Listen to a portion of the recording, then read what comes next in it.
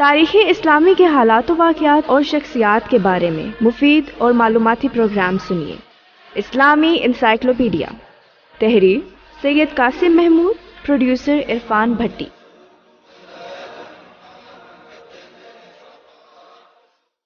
آل رسول صلی اللہ علیہ وسلم، رسول اللہ صلی اللہ علیہ وسلم کی اولاد، حضرت محمد صلی اللہ علیہ وسلم کے نسب سے تعلق رکھنے والے لوگ۔ آل ایک وسیع المعنی لفظ ہے۔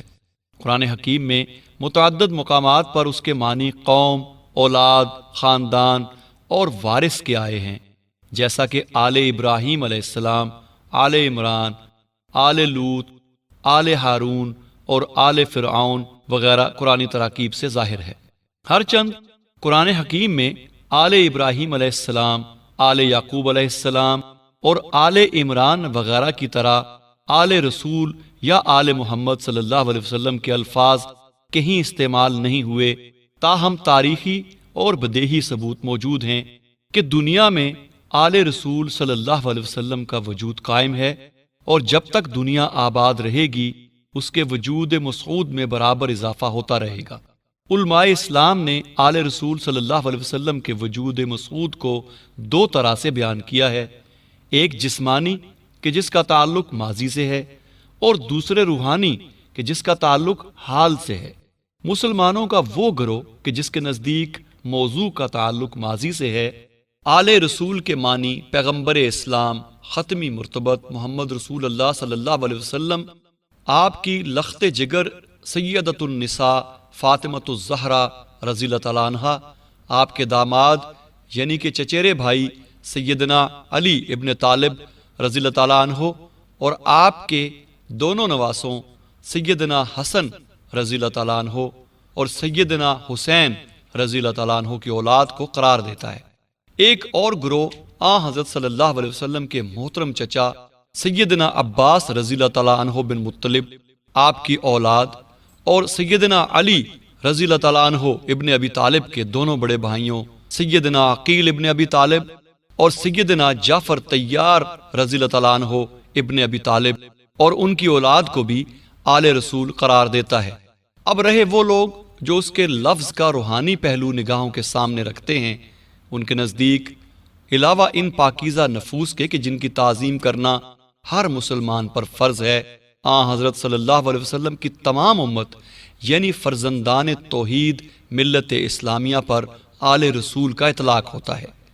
ان کی دلیل یہ ہے کہ نبوت اور رسالت وہ بھی شے ہے کسبی نہیں کہ جس سے خون اور جسم کی وراثت چل سکے۔ جب حضرت صلی اللہ علیہ وسلم نے وصال فرمایا تو اس وقت آپ صلی اللہ علیہ وسلم کی صلبی اولاد میں صرف سیدۃ النساء فاطمۃ الزہرا اور آپ صلی اللہ علیہ وسلم کے خاندان میں ام محترم سیدنا عباس رضی اللہ تعالیٰ عنہ بن عبد المطلب تھے، اور آپ کے داماد سیدنا علی رضی اللہ تعالیٰ عنہ ابن ابی طالب، اور آپ کی ازواج مطہرات یعنی حضرت صلی اللہ علیہ وسلم کا کنبہ اور آپ صلی اللہ علیہ وسلم کے قریب ترین رشتہ دار بقید حیات تھے۔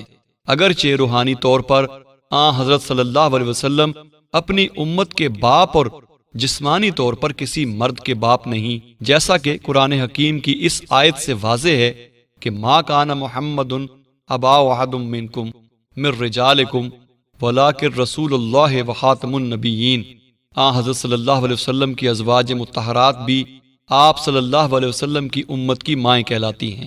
مختصر یہ کہ چاہے وہ اللہ کے نبی نوح علیہ السلام کا حقیقی بیٹا کنعان ہو، یا حضرت صلی اللہ علیہ وسلم کا چچا ابو لہب، ایمان کی سعادت سے جو بھی محروم رہا وہ آل رسول سے خارج ہے، بخلاف اس کے جو صاحب ایمان ہے اور اسلام کی نسبت سے مسلمان ہے، وہ آل رسول صلی اللہ علیہ وسلم میں داخل ہے۔ علماء اسلام کی وہ کثیر جماعت کے جس کے نزدیک حضرت صلی اللہ علیہ وسلم کی تمام امت پر آل رسول کا اطلاق ہوتا ہے، اپنے دعوے کے ثبوت میں یہ دلیل بھی پیش کرتی ہے کہ اسلام نے دنیا کی تمام قوموں اور نسلوں کو ایک ہی باپ حضرت آدم علیہ السلام کی اولاد بیان کیا ہے۔ وہ لوگ جو اسلام کے دائرے میں داخل ہیں، ایک اللہ کے بندے اور ایک باپ حضرت آدم علیہ السلام کے بیٹے ہونا ان کی حقیقی قومیت ہے، وہ چاہے کسی نسل اور کسی ملک سے تعلق رکھتے ہیں۔ پس حضرت صلی اللہ علیہ وسلم جب اپنی تمام امت مسلمہ کے بمنزلہ روحانی باپ ہیں تو تمام امت اسلامیہ آپ کی آل ہے۔ آل رسول صلی اللہ علیہ وسلم سے متعلق یہ خیالات کہ پیغمبر اسلام حضور محمد عربی قرشی الحاشمی کی امت اور ملت اسلامیہ ہی آل رسول کہلاتی ہے، اہل سنت کے ہیں۔ اہل تشیع نے اس میں لفظ کے معنی محدود کر دیے ہیں کہ ان میں صرف اہل بیت آتے ہیں۔ حضرت صلی اللہ علیہ وسلم کے صلب سے حضرت خدیجہ رضی اللہ تعالیٰ عنہ کے 2 بیٹے قاسم اور عبداللہ پیدا ہوئے، انہی کے نام پر حضرت صلی اللہ علیہ وسلم کی کنیت ابو القاسم تھی۔ 4 بیٹیاں سیدہ زینب رضی اللہ تعالیٰ عنہ، سیدہ رقیہ رضی اللہ تعالیٰ عنہ، سیدہ ام کلثوم رضی اللہ تعالیٰ عنہ اور سیدہ فاطمۃ الزہرا رضی اللہ تعالیٰ عنہ یہ بھی تولد ہوئیں۔ حضرت صلی اللہ علیہ وسلم کے بیٹے تو صغر سنی میں ہی انتقال کر گئے، البتہ آپ صلی اللہ علیہ وسلم کی بیٹیاں عالم شباب کو پہنچیں۔ مسلمانوں کے ایک طبقے کا خیال ہے کہ سوائے سیدہ فاطمہ بنت رسول صلی اللہ علیہ وسلم کے آپ کی کوئی اور بیٹی نہیں تھی، لیکن مسلمانوں کا سواد اعظم اس خیال کی تردید کرتا ہے۔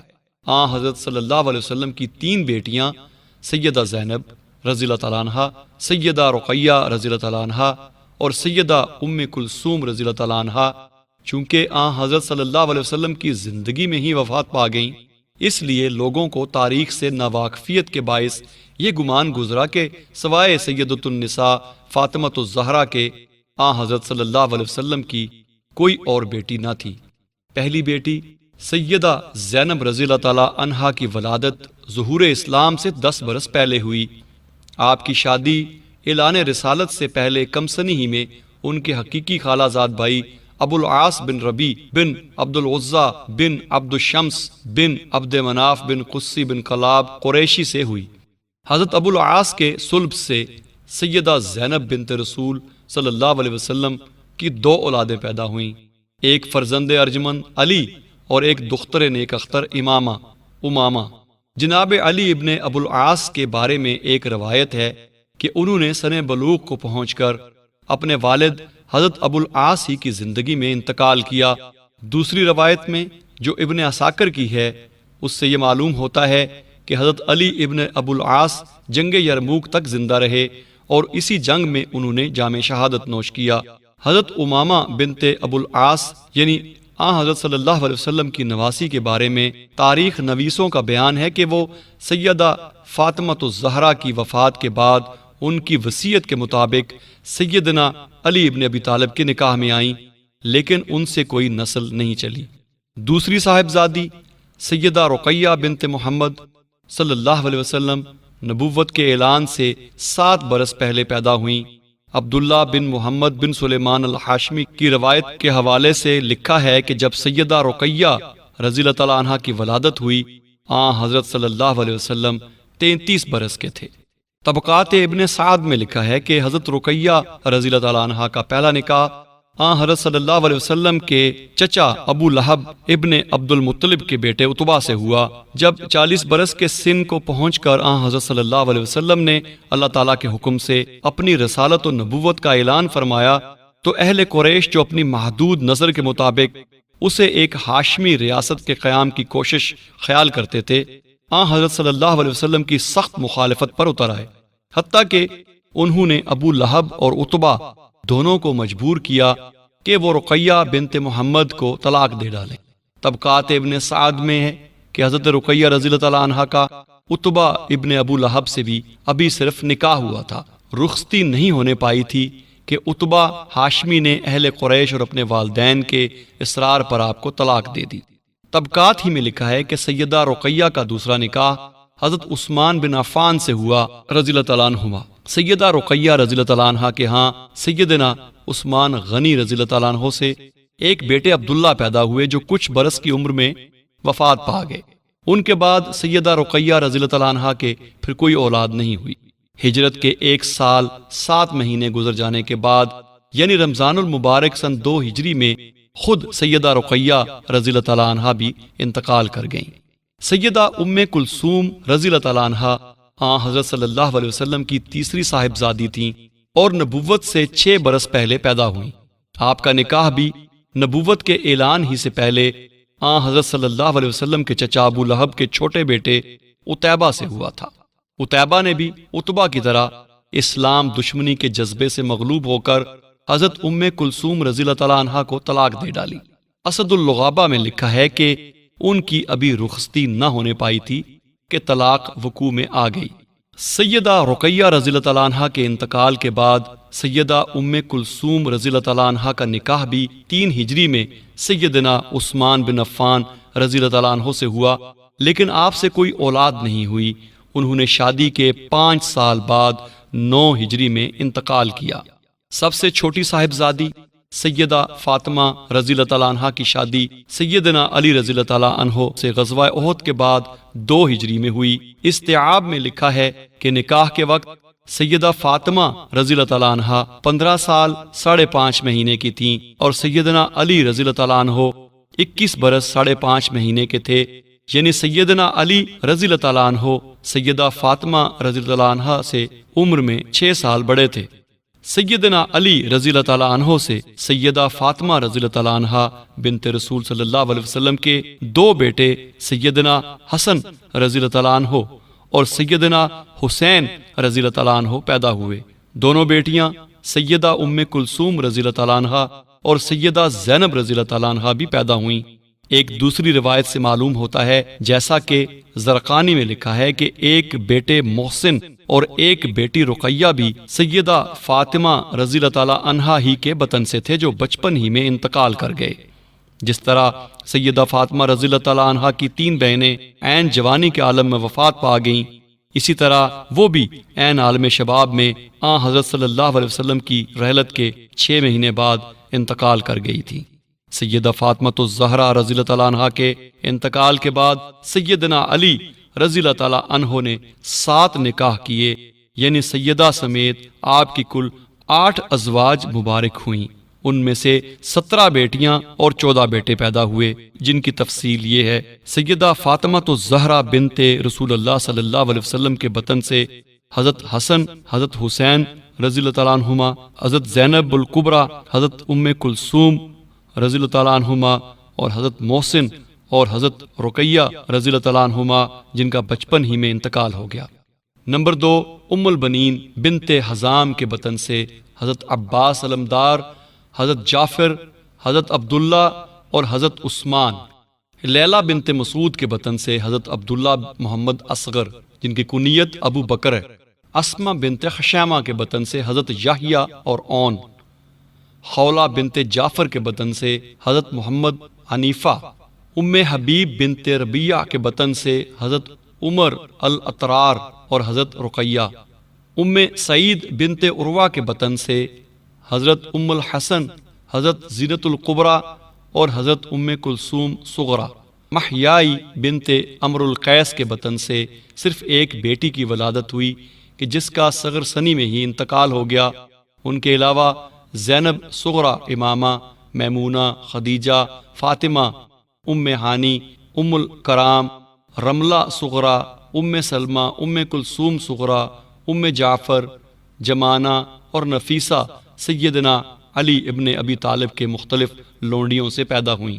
ہر چند سیدنا علی رضی اللہ تعالیٰ عنہ کے 14 بیٹے تھے، لیکن جن سے ان کی نسل چلی وہ 5 بیٹے ہیں۔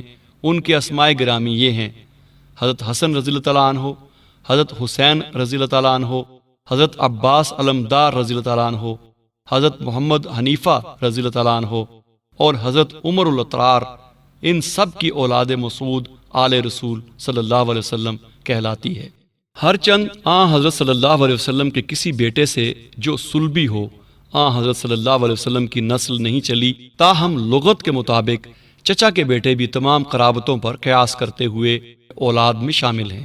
اس لیے یہ کہہ سکتے ہیں کہ وہ تمام بنی ہاشم جو ایمان لائے آل رسول صلی اللہ علیہ وسلم میں شامل ہیں، جیسا کہ صحیح مسلم میں حضرت زید بن ارقم رضی اللہ تعالیٰ عنہ کی روایت سے ظاہر ہے۔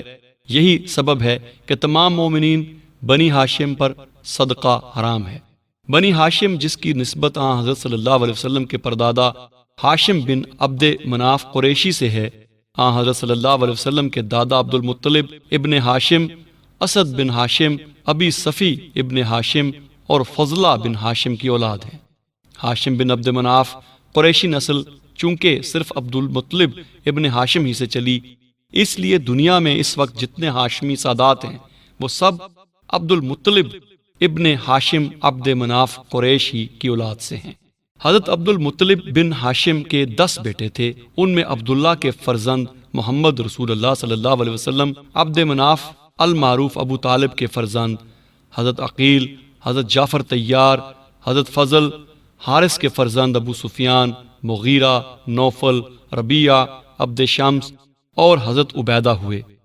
حضرت صلی اللہ علیہ وسلم کے تایا زبیر کی نسل چونکہ اسلام کی تاریخ میں غیر معروف رہی، اس لیے مورخین نے سید الشہداء حضرت حمزہ، مقوم، زرار اور سیدان وغیرہ ابنان عبد المطلب کی طرح انہیں بھی لاولد لکھ دیا۔ سید الشہداء حضرت حمزہ کی صرف ایک بیٹی تھی۔ حضرت صلی اللہ علیہ وسلم کا دشمن اسلام چچا ابو لہب اگرچہ کفر پر مرا، تاہم اس کی اولاد نے اسلام قبول کیا اور اس سے نسل بھی چلی۔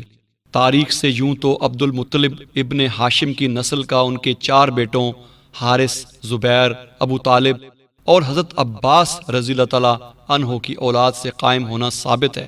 تاہم عبد المطلب کے جن بیٹوں سے کثرت کے ساتھ اولاد بڑھی، یہاں تک کہ افریقہ سے لے کر تمام وسط ایشیا تک دنیا اسلام کے گوشے گوشے میں اولاد عبد المطلب یعنی کہ بنی ہاشم یعنی کہ آل محمد صلی اللہ علیہ وسلم پھیل گئی، وہ ابو طالب اور حضرت عباس ہیں۔ سچ تو یہ ہے کہ روحانی اور جسمانی دونوں اعتبار سے اللہ تعالیٰ نے آل رسول کو، جو حقیقت میں آل ابراہیم علیہ السلام ہے، دنیا کے ہر خطے اور ملک میں پھیلا کر اپنا وعدہ پورا کر دیا کہ اے ابراہیم، میں تیری آل کو وسعت اور ترقی دوں گا۔ الاسلام لنا دینا وجمیع الکون لنا وطنا۔ تاریخ اسلامی کے حالات و واقعات اور شخصیات کے بارے میں معلوماتی پروگرام آپ سماعت فرما رہے تھے۔ اسلامی انسائکلوپیڈیا، تحریر سید قاسم محمود، ریکارڈنگ انجینئرز واجد محمود، شاہد وقار، آواز و پروڈیوسر عرفان بھٹی، پیشکش Rifah institute of media sciences, Rifah international university. الكون يزول ولا